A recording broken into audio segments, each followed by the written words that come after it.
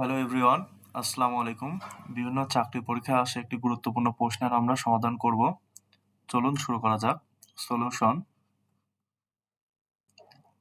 আমরা জানি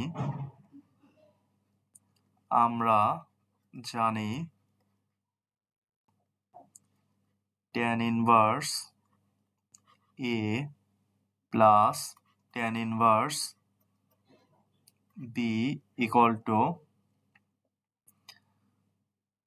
tan inverse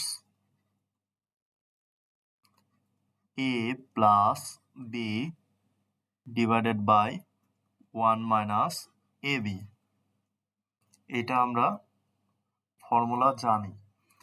এখন আমাদেরকে বের করতে হবে tan inverse half plus tan inverse 1/3 এর মান বের করতে হবে। সুতরাং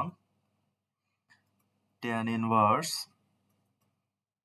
1/2 plus tan inverse 1/3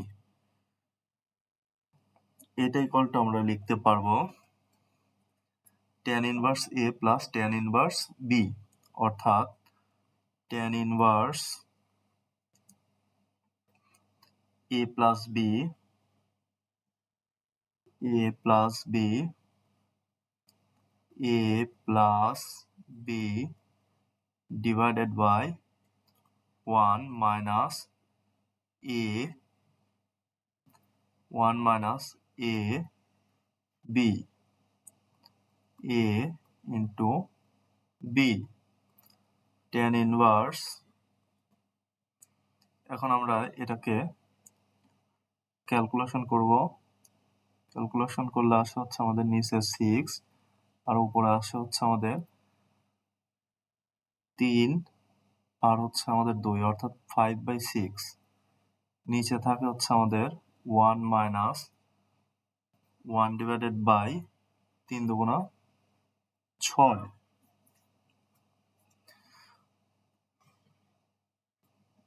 equal to tan inverse 5/6 divided by, এখানে আমাদের নিচে থাকে 6, 6 একে 6, 6 বিয়োগ 1 অর্থাৎ 5/6। এখানে আমাদের থাকে 5/6 অর্থাৎ দুইটা সেম, অর্থাৎ আমাদের হবে tan ইনভার্স 1। এখন এটাকে আমরা লিখতে পারি tan ইনটু tan ইনভার্স এটাকে আমরা লিখতে পারি এইভাবে লিখতে পারি ইকুয়াল টু tan ইনভার্স, আর 1 এর মান হচ্ছে আমাদের tan π/4 বা 45 ডিগ্রি।